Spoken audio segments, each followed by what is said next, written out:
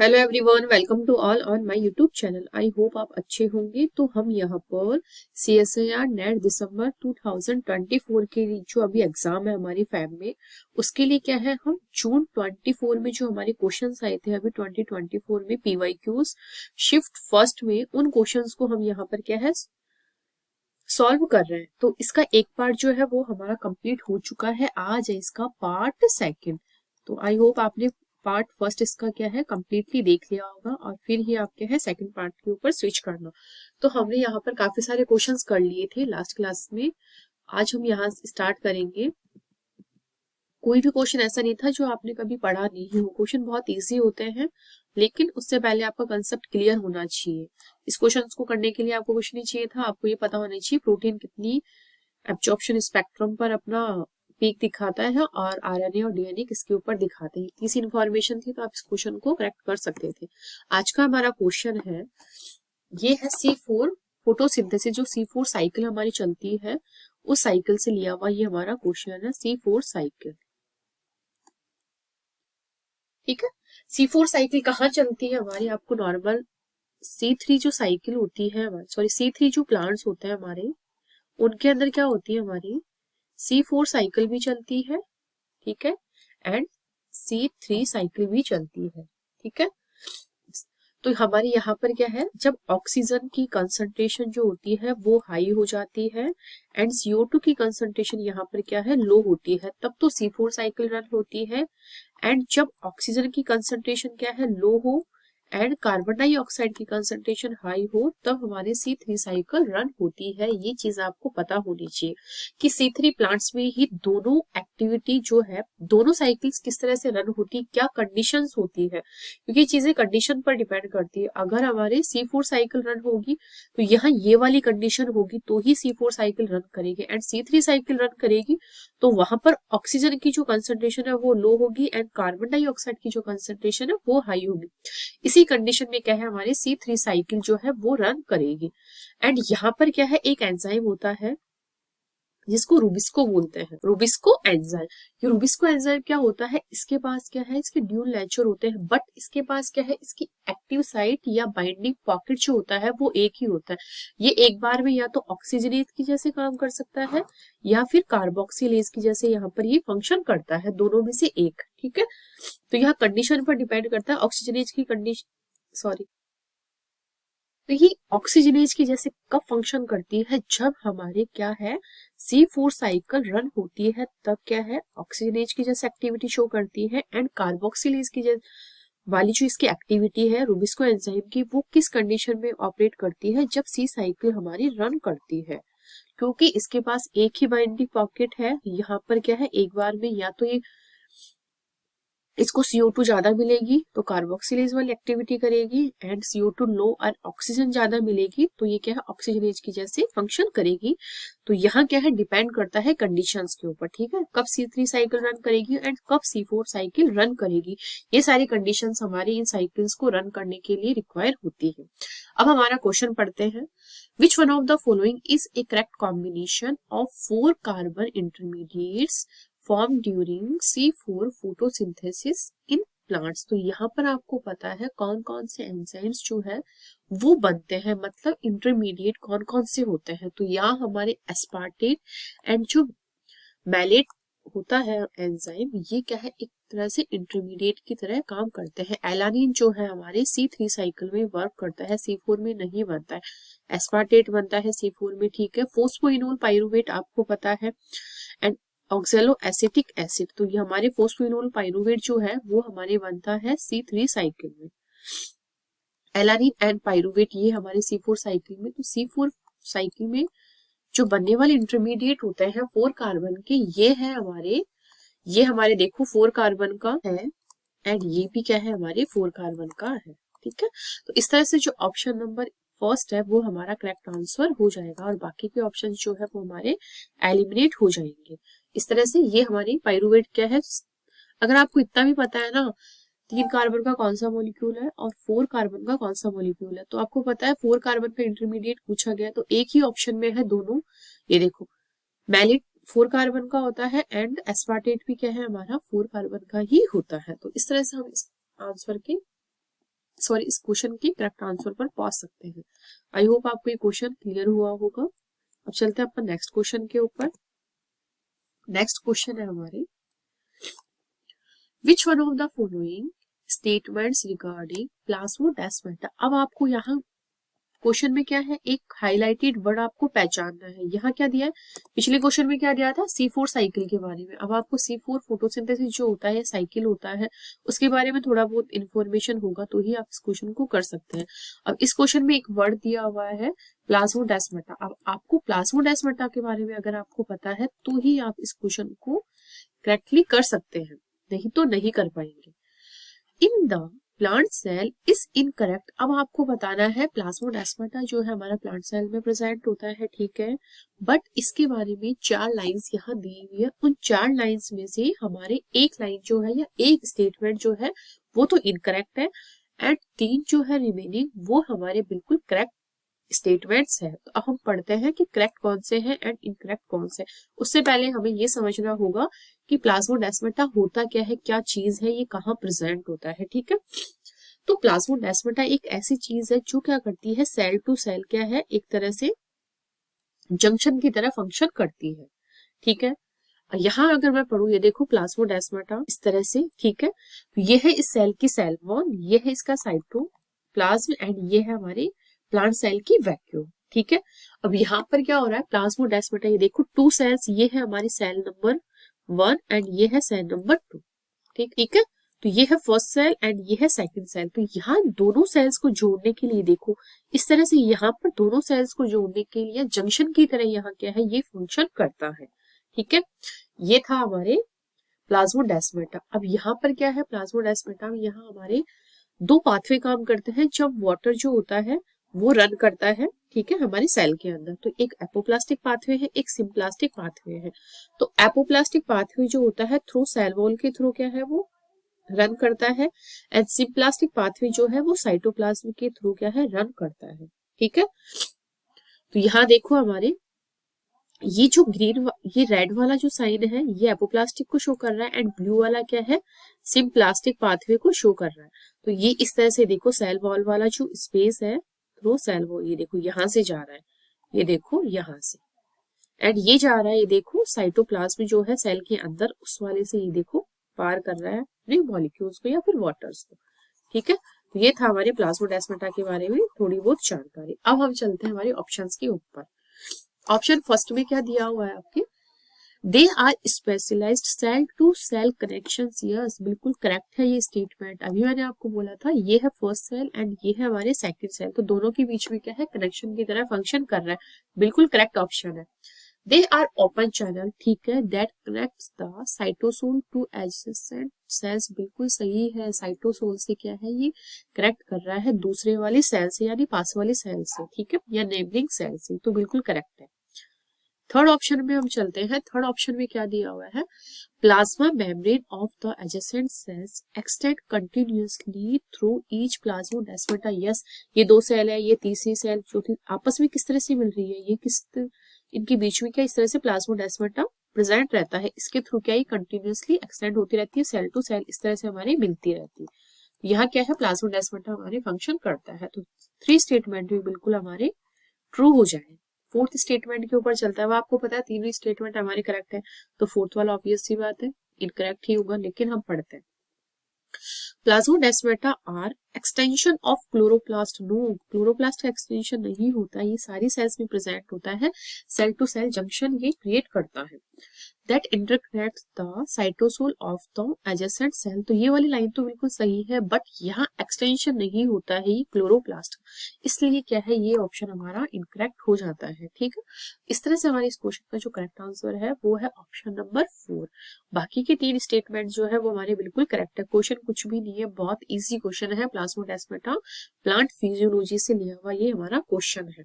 अब आप ये देख सकते हैं कितने सारे क्वेश्चन है हमने प्लांट फिजियोलॉजी के पिछले 8 सेशन में भी हमने करवाए हैं। 6 सेशन आपके जा चुके हैं, 6 पार्ट मतलब कि प्लांट फिजियोलॉजी के PYQ से इसी टाइप के क्वेश्चंस हमने किए हैं। और आपको आप पिछले भी जो पिछला लेक्चर था आपका लेक्चर नंबर 1 उसमें भी मैंने आपको करवाया, उसमें भी आप देख सकते हो वही क्वेश्चंस वापस आ रहे हैं, लेकिन थोड़ा सा उनमें चेंज है, तो वो चीज आप नोट करके चलिए। ये देखो अब है हमारा नेक्स्ट क्वेश्चन। नेक्स्ट क्वेश्चन में क्या बोला गया है, which one of the following statements regarding mammalian innate immunity is incorrect. Mammalian innate immunity है उसके लिए इनकरेक्ट बोला गया है। ठीक है, अब आपको पता है इनेट इम्यूनिटी जो होती है ये क्या है, हाँ, ये होती है हमारे बाय बर्थ, इनेट यानी बाय बर्थ, और एक होती है एक्वायर्ड। एक्वायर्ड इम्यूनिटी जो होती है हम ये क्या है बाद में आफ्टर बर्थ के बाद क्या है अडॉप्ट करते हैं, एक्वाइर करते हैं इस चीज को। ठीक है, और इनेट होती है हमारे बाय बर्थ, बर्थ के साथ ही ये इम्यूनिटी हमें मिलती है। ठीक है, इसको प्राइमरी इम्यूनिटी बोल सकते हैं और इसको सेकेंडरी इम्यूनिटी भी बोल सकते हैं।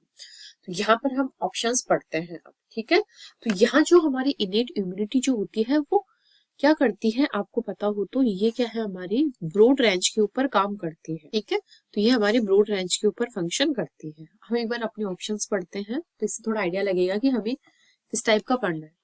अब है PRR, मैंने आपको बताया था इस टाइप का एक क्वेश्चन अगर आपको ध्यान हो तो, पैटर्न रिकॉग्निशन रिसेप्टर। इसका देखो कंसेप्ट मैंने आपको बताया था, एक सेल थी हमारे इस तरह से, इसके ऊपर क्या है एक रिसेप्टर था PRR इस तरह से, और इसके ऊपर क्या है हमारा पैथोजन आकर के बाइंड कर रहा था। और पैथोजन यहाँ पर कौन सा, MAMPs and PAMPs, pathogen associated micro organism. ठीक है, और मैम्स था माइक्रोब्स एसोसिएटेड मॉलिक्यूलर। ठीक है, पैटर्न्स की पैम्स और मैम्स मॉलिक्यूल यहाँ करके बाइंड करते हैं एंड यहाँ क्या करते हैं फिर उसके बाद की सिग्नलिंग जो है वो वर्क करती है। इस तरह से ये यहाँ पर अपना रिएक्ट करते हैं, और जिन जिन मॉलिक्यूल्स को एक्टिवेट करवाने हैं वो सारे मॉलिक्यूल्स क्या है यहाँ पर एक्टिवेट करते हैं। तो ये बिल्कुल हमारे करेक्ट आंसर हो जाएगा, मतलब करेक्ट स्टेटमेंट हो जाएगा। सेकंड स्टेटमेंट है हमारा serum complement proteins are part of innate immunity. तो ये भी हमारी क्या है बिल्कुल करेक्ट ऑप्शन हो जाएगा। तो सीरम कॉम्प्लीमेंट प्रोटीन्स है वो हमारे इनेट इम्यूनिटी जो होती है उसी के ही क्या है पार्ट्स होते हैं। ठीक है, फिर है इनेट इम्यूनिटी जो है ओनली क्या है नैरो रेंज के ऊपर क्या है काम करती नहीं, ये करती है हमारी ब्रॉड रेंज के ऊपर फंक्शन करती है, नैरो रेंज के ऊपर ये बिल्कुल भी फंक्शन नहीं करती है। तो ये हमारी करेक्ट इनकरेक्ट स्टेटमेंट है और यही हमसे क्वेश्चन में पूछा गया था। ठीक है, अब है the outcomes of innate immunity is the rapid recognition. ठीक है, बहुत जल्दी रिकॉग्निशन होता है क्योंकि प्राइमरी लेवल पर होता है, प्राइमरी लेवल के ऊपर ही क्या है रिकॉग्निशन चलता है। And phagocytosis and destruction of the pathogen. ठीक है, बिल्कुल करेक्ट स्टेटमेंट है। यहाँ क्या होता है रैपिड रिकॉग्निशन होता है क्योंकि प्राइमरी लेवल पर रिकॉग्निशन किया जाता है, फैगोसाइटोसिस होता है या फिर डिस्ट्रक्शन होता है पैथोजन का प्राइमरी लेवल के ऊपर। ठीक है, और ये किसमें होता है इनेट इम्यूनिटी के अंदर, यहाँ पर ये सब वर्क करते हैं। तो ये भी हमारी जो स्टेटमेंट है बिल्कुल ट्रू स्टेटमेंट है। ये क्या है हमारा आपने प्लांट में जो स्ट्रेस फिजियोलॉजी था उससे रिलेटेड है ये क्वेश्चन, जो इसके स्टेटमेंट्स उनको देखे तो हम, क्योंकि PRR वहां पर क्या है एक तरह से ये मैम्स और पैम्स आते हैं, इनका रिसेप्टर होता है PRR, उसके बाद क्या ये सारी सिग्नलिंग को कंडक्ट करवाते हैं। ठीक है, और ये ब्रॉड रेंज के ऊपर हमारे काम करता है, जबकि हमारे क्वेश्चन में नैरो रेंज दिया हुआ। इतनी से अगर आपको पता थी इन्फॉर्मेशन नैरो और ब्रॉड तो आप इस क्वेश्चन को आराम से कर सकते थे। आई होप आपको ये क्वेश्चन समझ में आएगा। नेक्स्ट क्वेश्चन के ऊपर चलते हैं। नेक्स्ट क्वेश्चन भी हमारा बहुत इजी है अगर आपको पता है तो। A DNA molecule is completely transcribed into messenger RNA, जिसको बोलते हैं mRNA, by an RNA polymerase. The base composition of DNA template strand, यहाँ टेम्पलेट स्ट्रैंड दिया हुआ है, उसका बेस कंपोजिशन में है। ठीक है, ये DNA का एक है टेम्पलेट स्ट्रैंड। अब हम इसका नॉन टेम्पलेट स्ट्रैंड बनाएंगे, ये है नॉन टेम्पलेट, और इसके ऊपर वाला है टेम्पलेट स्ट्रैंड, ये है टेम्पलेट। ठीक है, नॉन टेम्पलेट और टेम्पलेट स्ट्रैंड हमने बना लिया। तो यहाँ पर इनका अगर इसका नॉन टेम्पलेट बनाऊंगी तो मैं CG, और ये आ जाएगा इसका T, एंड ये आ जाएगा इसका A। ये है हमारे क्या है DNA, ये DNA चल रहा है। अब DNA से हमें क्या बनाना है हमारा mRNA। अब आपको ये इंफॉर्मेशन अगर पता है, यहाँ क्या है GCAT। ठीक है, DNA का ये हमारे टेम्पलेट स्ट्रैंड है, एंड इसका नॉन टेम्पलेट अगर मैं बनाना चाहूं ये है इसका नॉन टेम्पलेट स्ट्रैंड, ठीक है। बट आप ये इसका 5' एंड ये इसका 3', ये है इसका 3' एंड ये है इसका 5', किसका, डीएनए का। ये है हमारा डीएनए। बट डीएनए से जब हम एमआरएनए बनाते हैं तो यहाँ क्या होता है, एमआरएनए क्या होता है, हमारा एग्जैक्ट कॉपी होता है हमारे डीएनए के टेम्पलेट स्ट्रैंड का, ठीक है। अगर मैं यहाँ बनाऊंगी, बट यहाँ पर क्या है, थाइमीन की जगह जो एमआरएनए है उसमें यूरेसिल प्रेजेंट होता है, तो यहाँ मैं बनाऊंगी जी सी ए एंड यू। तो ये है हमारी एमआरएनए की स्ट्रक्चर। एमआरएनए भी यहाँ क्या होता है, थाइमीन की जगह क्या होता है, यूरेसिल प्रेजेंट होता है, तो इसका मतलब ये है हमारे एमआरएनए। अब यहाँ पर इनका कंपोजिशन लिखा हुआ है, तो 24.1, तो ये देखो आप, ये सारी जो वैल्यूज है ये हमारे क्वेश्चन में दी हुई है, तो एज इट इज हमने ये सारी वैल्यूज क्या है यहाँ उतार ली है। देखो 24.1, ठीक है, %, यहाँ है हमारी 18.5, ठीक है, कंपोजिशन बेस पेयर्स का, एंड यहाँ पर है 24.6 एंड यहाँ है 30.4, सॉरी 32.8। तो अब आपको यहाँ ये पता है जो डीएनए का टेम्पलेट स्ट्रैंड होता है, जो टेम्पलेट स्ट्रैंड होता है वही क्या है हमारे एमआरएनए आता है, बट थाइमीन की जगह यहाँ पर क्या है, यूरेसिल आता है। तो आपको ये पता है, तो यहाँ क्या होगा, एज इट इज वही चीजें यहाँ पर रिपीट होगी। तो यहाँ क्या है, ग्वानिन का कंटेंट कितना है, 24.1, ठीक है। अब यहाँ इसका ये है, तो हमारी जो साइटोसिन है उसका है 18.5, ठीक है। तो यहाँ हमारे इसका कॉम्प्लीमेंट्री क्या हो गया, अगर ग्वानिन का इतना है, क्योंकि पेयरिंग इसकी अगर होती है तो इससे होती है, तो यहाँ साइटोसिन का कितना है 18.5। इसी तरह से इसका हमारे 18.5 है, तो यहाँ इसका आ जाएगा जी के अकॉर्डिंग, तो जी का है हमारा 24.1, ठीक है। एंड एडेनिन जो है हमारा, उसका कॉम्प्लीमेंट हमारा थाइमीन होता है, ठीक है। तो यहाँ थाइमीन का दे रखा है हमारे 32.8 एंड यूरेसिल का हमारे एडेनिन के अकॉर्डिंग चलता है, तो यहाँ ये हो जाएगा हमारे 24.6। तो इस तरह से आपको क्या है ये पेयरिंग करनी है।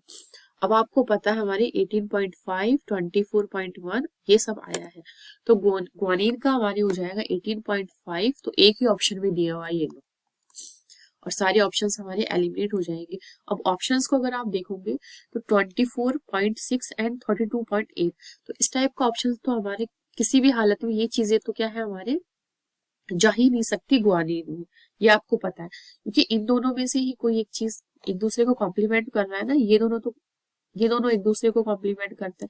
इसके अकॉर्डिंग अगर अपन चलेंगे 24.1 हमारा एडेनिन का या थाइमिन में से किसी एक का हम मान सकते हैं, ठीक है। इसमें भी ग्वानिन का ये दे रखा है, इसमें भी ये दे रखा है, तो यहाँ एक ऑप्शन से ही हम हमारे करेक्ट आंसर पर जा सकते थे। तो इस तरह से हमारा इस क्वेश्चन का जो करेक्ट आंसर है वो है हमारा स्टेटमेंट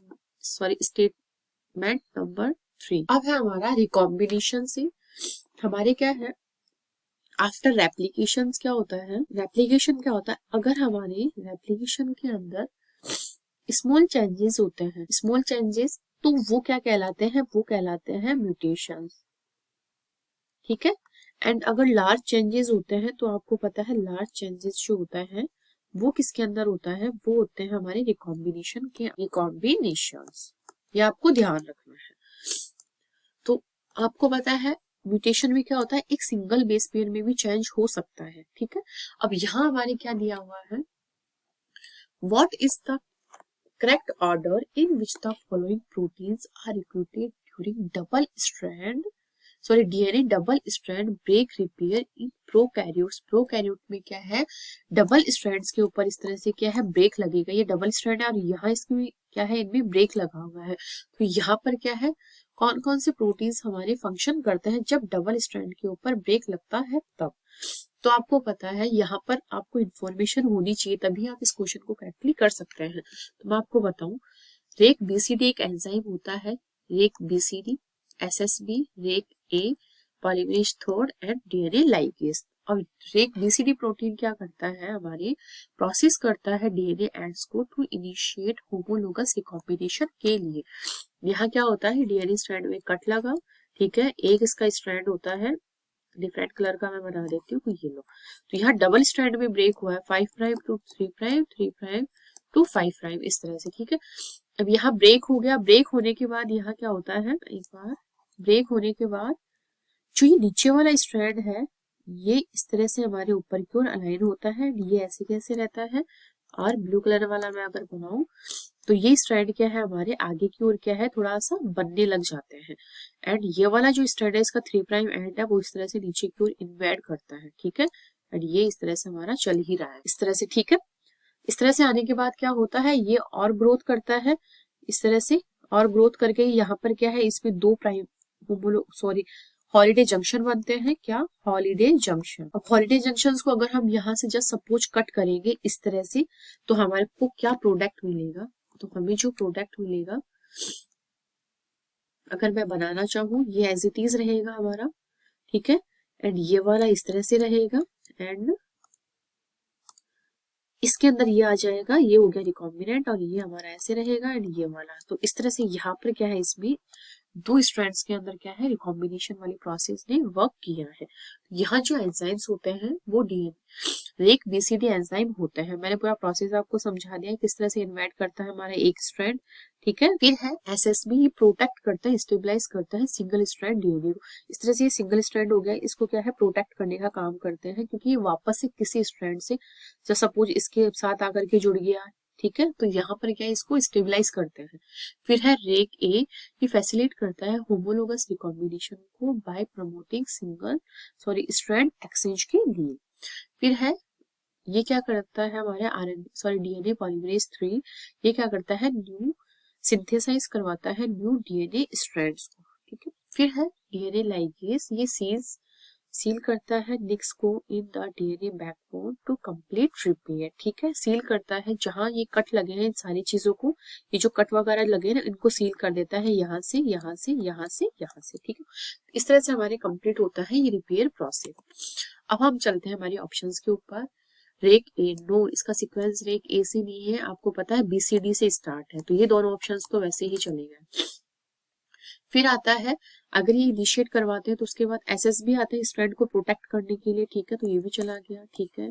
फिर है रेक ए आता है, फिर पॉलीमरेजेस आते हैं रिएक्शन को आगे चलाने के लिए, लाइगेज आता है सील ऑफ करने के लिए उस प्रोसेस को। तो इस तरह से इस क्वेश्चन का जो करेक्ट आंसर है वो हमारे हो जाएगा ऑप्शन नंबर 4। आई होप आपको ये क्वेश्चन बहुत अच्छे से समझ में आया होगा। चलते हैं नेक्स्ट क्वेश्चन के ऊपर। Retinal rod cell CGMP phosphodiesterase is an enzyme with subunit structures as, इसकी इंफॉर्मेशन टाइप का क्वेश्चन है, ठीक है।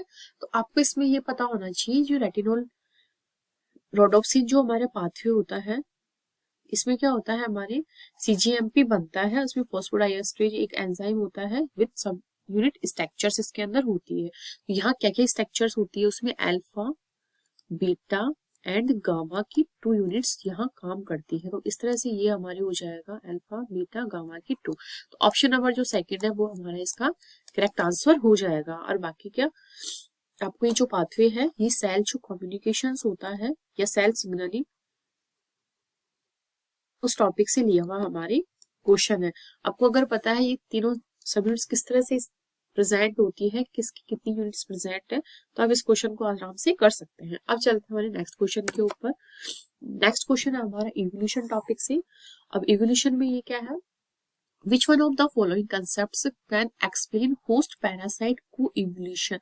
को इवोल्यूशन का मतलब अगर आपको पता है तो आप इस क्वेश्चन को बहुत अच्छे से कर सकते हैं। अब आपको ये पता होना चाहिए होस्ट एंड पैरासाइट क्या होता है। सबसे पहले होस्ट क्या होता है, जैसे कि मैं हूं होस्ट, ठीक है, जैसे कि डॉग है होस्ट और इसका फूड क्या है हमारे, इसके लिए पैरासाइट की तरह कौन काम कर रहा है, वो कर रही है कैट, ठीक है। अब आपको पता है डॉग आएगा कैट को खाएगा, इस तरह से कैट की पॉपुलेशन तो बिल्कुल ही नेग्लिजिबल हो जाएगी। लेकिन यहाँ क्या करती है कैट अपने अंदर कुछ इवोल्यूशन करती है। इवोल्यूशन कहने का मतलब अपने आप को वहां उस इन्वायरमेंट में अपने आप को परसिस्ट करवाने के लिए या रहने के लिए क्या है, ये अपने की ऐसे ही डॉग आता है, डॉग इस तरह से अपन को झपट्टा मारता है लेकिन वो अपनी स्पीड को और दुगना करेगी जिससे डॉग उसके पास ना पहुंच सके। इस तरह से क्या को इवोल्यूशन होता है। जैसे कि आपको नॉर्मल जनरल एग्जांपल दो, कोविड टाइम में अपन ने क्या किया था, जो डिमांड थी, जो रिक्वायरमेंट थी हमें, वही सब हमने किया था। जैसे कि हमें घर से बाहर नहीं जाना तो हम नहीं गए। जिन लोगों की इम्यूनिटी पावर बहुत अच्छी थी, उससे वायरस की से ज्यादा थी उनके अंदर इम्यूनिटी, तो वो वायरस क्या है हमारे बॉडी को इन्फेक्ट या हार्म नहीं कर पाए। लेकिन जिसकी बॉडी उस वायरस के अकॉर्डिंग क्या है अपने आप को इवॉल्व नहीं कर पाई, उसकी बॉडी डेड हो गई। और जिन्होंने इवॉल्व कर लिया अपना वक्त के साथ, उनकी बॉडी आज भी बिल्कुल हेल्दी है। ठीक है, तो ये था हमारा कोरोना वायरस के अकॉर्डिंग मैंने आपको बताया है। तो यहाँ क्या होता है, एक ऑर्गेनिज्म कैसे क्या करता है वो दूसरे स्पीसीज से अपने आप को बचाने के लिए, तो ये होता है को इवोल्यूशन। मैं आपको समझाऊं तो इस क्वेश्चन में यहाँ हमसे क्यों इवोल्यूशन के बारे में पूछा है, वो होता है हमारी रेड क्वीन हाइपोथेसिस। तो सारे ऑप्शंस हमारे कट जाएंगे। अब मैं आपको रेड क्वीन हाइपोथेसिस क्या थी वो मैं समझाती हूँ। क्या थी, हमारे एक रेड क्वीन थी। यहाँ इसमें क्या बोला, इसका नाम ऐसे क्यों पड़ा, क्योंकि एक किसी रानी के साथ क्या है गेम खेल रही थी। गेम था इसका चेस का गेम। तो उस गेम में ये क्या कर रही थी, जैसे जैसे रानी अपनी चाल चल रही थी, उस चाल को ये समझ रही थी और उसके अकॉर्डिंग क्या है ये भी अपना गेम खेल रही थी। अगर ये उसके अकॉर्डिंग उसको समझ के नहीं खेलती तो शायद उसी टाइम एलिमिनेट हो जाती, आगे इसका गेम चलता ही नहीं। लेकिन इसने क्या किया, जो क्वीन इसके साथ खेल रही थी, ठीक है, उस क्वीन के अकॉर्डिंग क्या है ये अपने आप को इवॉल्व करते हुए जा रही थी। तो यहाँ क्या है, इस नाम के ऊपर इसका नाम पड़ा था रेड क्वीन हाइपोथेसिस। ठीक है, red queen hypothesis suggest that species continuously evolve to maintain a level of adaptation against competing species. ठीक है, कंपीटिंग करती है species. This concept was proposed by Lim von Bellon in 1973 to indicate that organisms must constantly adapt and evolve to survive a co-evolutionary race with other organisms in an ever changing environments। ठीक है, तो यहाँ ये देखो organism अपने अंदर change करते हैं अगर उनको उस इन्वायरमेंट में रहना है तो। फिर है दीज स्पीसीज कंटिन्यूअसली नीड है इनको चेंज करने की to keep up with the competition. If a species को स्टॉप चेंजिंग, ठीक है, अगर वो अपने आप को चेंज करना स्टॉप कर देगी तो वहां क्या है वो एलिमिनेट हो जाएगी वहां से। ठीक है, it could lose the competition with the other species that do continues to change. ठीक है, तो यहाँ क्या है कोएवोल्यूशन में अपन आपको इन्वायरमेंट की रिक्वायरमेंट के अकॉर्डिंग क्या है अपन को इवॉल्व होना पड़ता है, तभी क्या है हम यहाँ पर एडजस्ट कर पाते हैं। ठीक है, तो यहाँ ऑब्जर्वेशन में क्या देखा गया, a species probability of extension is independent of time it has. ठीक है, हाइपोथेसिस में क्या बोला, स्पीसीज कंटिन्यूअसली अडॉप्ट करती है एक दूसरे each other, extension occur with insufficient variability for further adaptation। ठीक है, तो ये था हमारा रेड क्वीन हाइपोथेसिस। ठीक है, ये आपको मैंने समझा दिया। किस सिलेक्शन में क्या होता है, अपनी नेबर की या अपने ब्लड रिलेशन की क्या है हेल्प करना। ठीक है, अब चलते हैं हमारा नेक्स्ट क्वेश्चन के ऊपर। अब जो नेक्स्ट क्वेश्चन हमारा दिया हुआ है, इस टाइप का क्वेश्चन मैंने आपको बहुत बार ये प्लांट फीजियो से ही लिया हुआ है।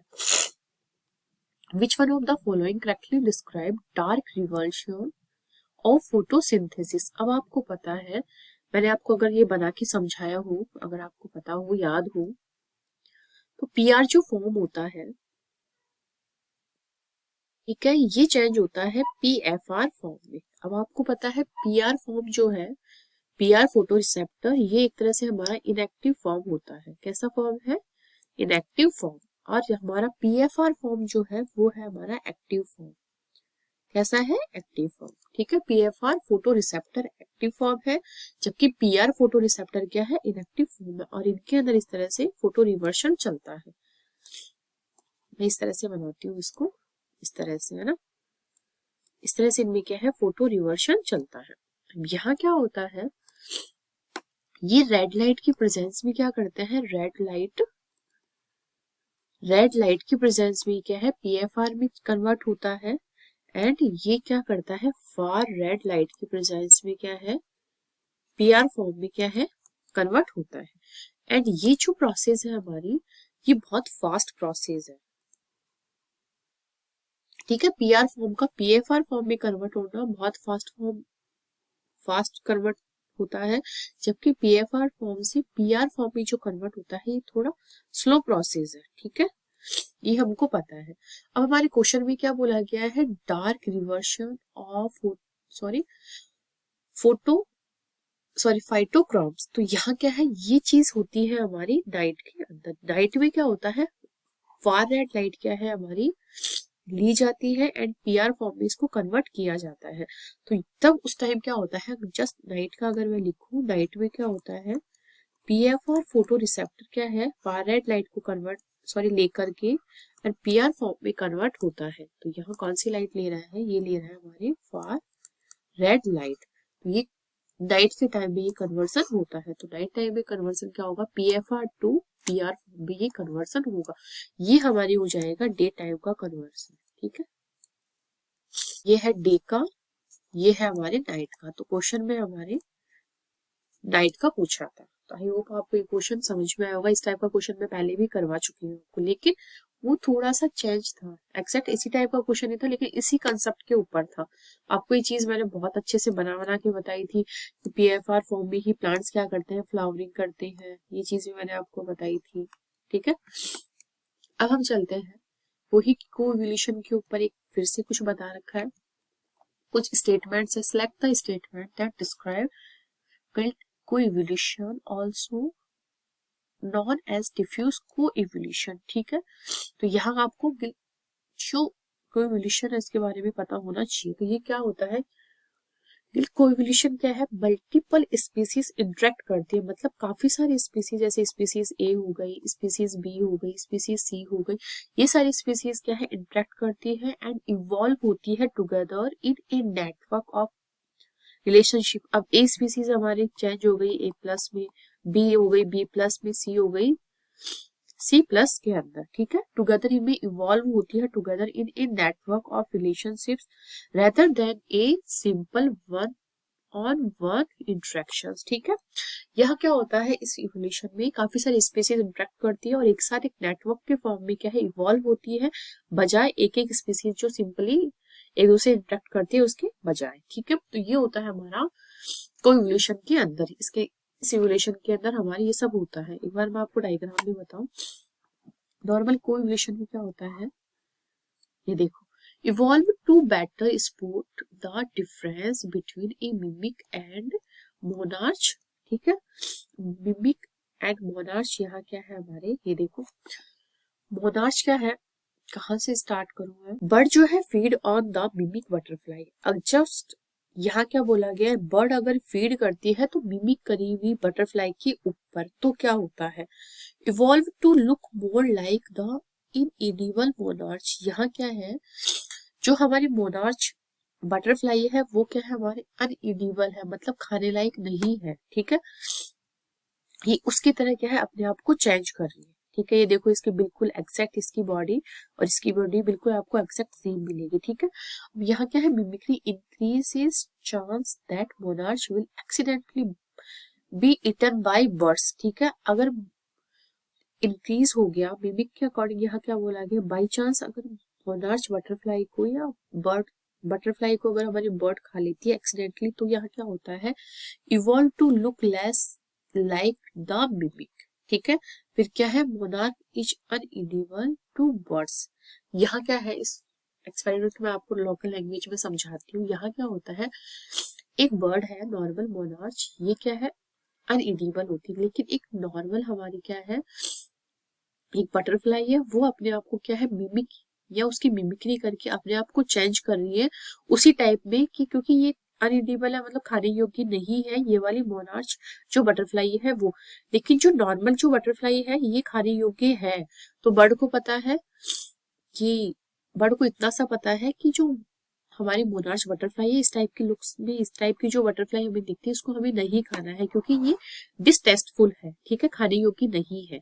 तो यहाँ क्या करती है ये चीज, इसको भी पता है बटरफ्लाई को, तो ये क्या करती है, अपने अंदर इवोल्यूशन करती है, अपने अंदर ऐसा चेंज करती है कि ये अपने आप को क्या है, मोनार्च बटरफ्लाई के जैसे अपने आप को लुक के अंदर बना लेती है। देखो एग्जैक्ट दोनों का लुक सेम है।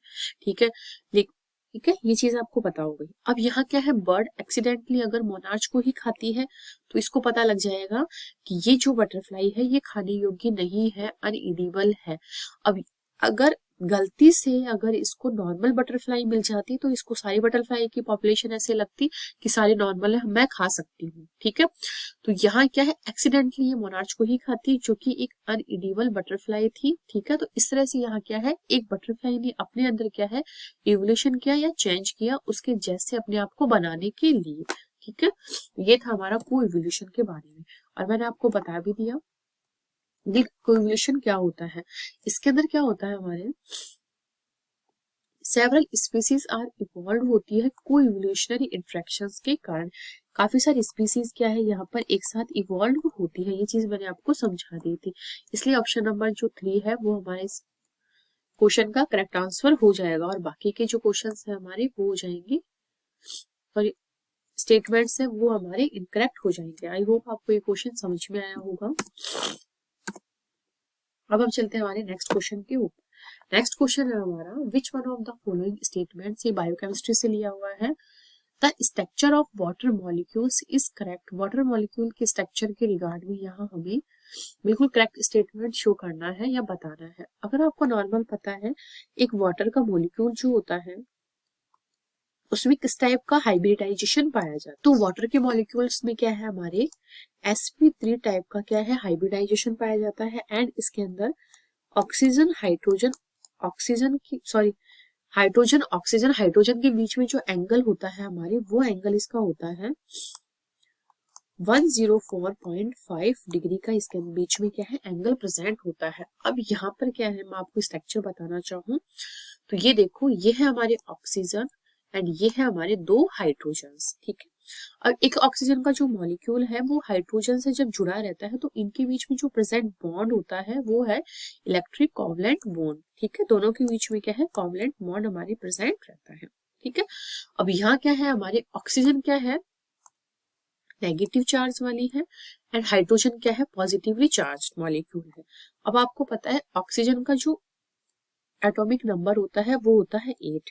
अब 8 होने की वजह से यहाँ क्या है, इसके पास क्या है, 2 फ्री क्या है, लॉन्ग पेयर प्रेजेंट रहते हैं। सॉरी, एक लॉन्ग पेयर यहाँ पर फ्री रहता है। इस वजह से क्या है, यहाँ पर नेगेटिविटी प्रेजेंट रहती है ऑक्सीजन के ऊपर। यहाँ पर क्या है, हाइड्रोजन का नंबर जो है, इलेक्ट्रॉन्स का नंबर जो है वो यहाँ कम होता है हाइड्रोजन के अंदर, तो यहाँ पर क्या है, पॉजिटिव प्रेजेंट है।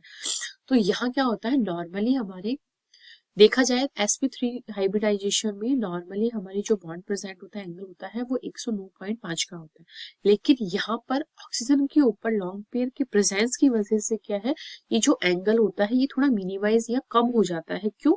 क्योंकि यहाँ पर क्या है, ऑक्सीजन क्या है, इलेक्ट्रॉन्स को अपनी ओर खींच रहा है, और ये जैसे ही इसको अपनी ओर खींचेगा इसकी वजह से क्या है, जो एंगल है उसमें थोड़ा सा चेंज आएगा। तो ये एंगल जो है हमारा 109.5 ना रह करके ये हो जाएगा 104.5 का एंगल यहाँ पर बच जाएगा। तो ये था इस क्वेश्चन का करेक्ट आंसर। तो यहाँ पर क्या पाया जाएगा, sp3 हाइब्रिडाइजेशन, इनमें sp3 है, इसमें sp2 है, तो ये रॉन्ग हो जाएगा। ठीक है, अब आपको पता है एंगल कौन सा प्रेजेंट होता है, तो वो होता है 104.5 डिग्री का। तो ये इस तरह से इस क्वेश्चन का करेक्ट आंसर हमारे ऑप्शन नंबर 3 हो जाएगा।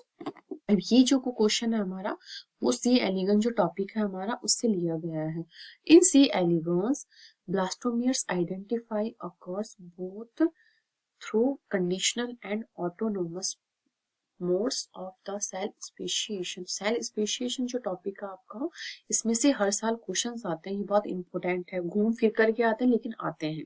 ठीक है, इस टॉपिक के ऊपर मैंने भी आपको समझाए हुए हैं क्वेश्चंस, आप जाके देख सकते हैं, डेवलपमेंट बायोलॉजी से ही लिया हुआ है। Which one of the following options is correct statement in this regard. अब आपको इस रिगार्ड में करेक्ट ऑप्शन बताना है। अब इसके लिए हमें हमारे ऑप्शंस के ऊपर जाना पड़ेगा।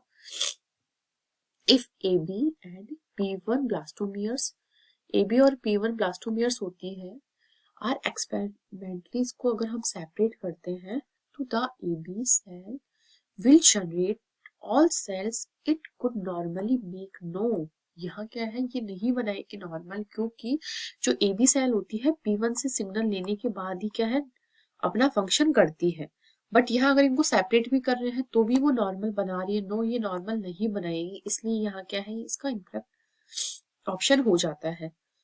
ठीक है, क्योंकि इसको सिग्नलिंग P1 से सिग्नलिंग मिलती है AB को और उसके अकॉर्डिंग क्या है ये अपने आप का फेट डिसाइड करता है। लेकिन अगर इसको सेपरेटली हम दोनों को ग्रो करवाते हैं तो नॉर्मली अपने आप को डेवलप नहीं करेगी। ये चीज आपको ध्यान रखनी, बहुत इजी क्वेश्चन है। अब है when AB divides to form daughter cells, ठीक है। अब क्या क्या daughter cell, ABP posterior becomes different from ABA anterior, ठीक है, through its interaction with the AB2 cells. Yes, बिल्कुल सही है। AB हमारी डिवाइड करती है इस तरह से, एक AB करती है AB पोस्टीरियर और एक करती है हमारे एंटीरियर। ये हो गया AB पोस्टीरियर एंटीरियर और एक है AB पोस्टीरियर। और ये जो सेल है हमारी, ये क्या है, तो P2 सेल है, उसके साथ क्या है, इंटरेक्शन करती है। तो ये बिल्कुल हमारे करेक्ट स्टेटमेंट हो जाता है। थर्ड स्टेटमेंट के ऊपर चलते हैं। The specifications of AB cells is determined by the presence of cytoplasmic determinant. No, ये साइटोप्लाज्मिक डिटरमिनेंट्स के ऊपर डिपेंड नहीं करती है, ठीक है। अब है T2 cell produce a morphogen for the determined of the ABP। No, ABP के ऊपर ही डिपेंड नहीं करती है, ये अपने आप में क्या है, ऑटोनोमसली फंक्शन करता है, ठीक है। लेकिन ये हमारी क्या है, कंडीशन के ऊपर डिपेंड, अगर इससे इसको सिग्नलिंग मिलेगी तो ये क्या है, हमारे नॉर्मल फंक्शन करेगा। तो इस तरह से ये स्टेटमेंट भी हमारा फॉल्स हो जाएगा और हमारा सेकंड स्टेटमेंट जो है इस क्वेश्चन का करेक्ट आंसर हो जाएगा। ये कंसेप्ट बहुत ईजी, अगर आपका ये कंसेप्ट क्लियर है तो आप बहुत ईजी वे में इस क्वेश्चन को कर सकते हैं। और इसी टाइप का क्वेश्चन जो मैं बता रही हूँ, ये मैंने डेवलपमेंट बायोलॉजी के जो PYQs के साथ ही 8 पार्ट मैंने करवा रखे हैं 5-6 महीने पहले, तो आप उनको देखना, उसके अंदर इस कंसेप्ट को मैं बहुत डीप में मैंने समझा भी रखा है। यहाँ है which one of the following options has the correct set of components for assaying reverse transcriptase activity। अब आपको पता है रिवर्स ट्रांसक्रिप्टेज एक्टिविटी में क्या होता है, यहाँ पर क्या होता है, mRNA से हमारे वापस से cDNA का फॉर्मेशन करना, मतलब कॉम्प्लीमेंट्री DNA का फॉर्मेशन करना। यहाँ पर रिवर्स ट्रांसक्रिप्टेज जो एंजाइम है ये हमारी क्या है, हेल्प करता है। तो ये चीज आपको पता होनी चाहिए, ठीक। तो यहाँ पर कौन कौन से कंपोनेंट्स जो है वो हेल्प करते हैं, तो यहाँ पर DNA का प्राइमर होना चाहिए, क्योंकि mRNA अगर हमारा बनेगा तो इसके लिए प्राइमर होगा, तभी तो हमारा दूसरा स्ट्रैंड यहाँ पर बनेगा। कुछ DNTPs न्यूक्लियोटाइड्स होते हैं, एक एक करके यहाँ बेसिस क्या है ऐड होता है, बफर होता है एंड DNA यहाँ पर टेम्पलेट होता है। तो ये सारी चीजें अगर होगी तो ही हमारी क्या है, रिवर्स ट्रांसक्रिप्टेज जो एक्टिविटी है वो परफॉर्म की जाएगी। तो ये था हमारे आज का लास्ट क्वेश्चन। आई होप आपको आज के सारे क्वेश्चंस समझ में आए होंगे। फिर भी अगर आपको कोई डाउट रहता है तो आप कमेंट सेक्शन में कमेंट करके पूछ सकते हैं। और अगर अभी तक आपने चैनल को सब्सक्राइब नहीं किया है तो प्लीज इसे लाइक कीजिए, सब्सक्राइब कीजिए, ज्यादा से ज्यादा लोगों को शेयर कीजिए। और आगे आप कौन से PYQs की सीरीज चाहते हैं उसका सजेशन भी आप मुझे कमेंट बॉक्स में दे सकते हैं। Thank you.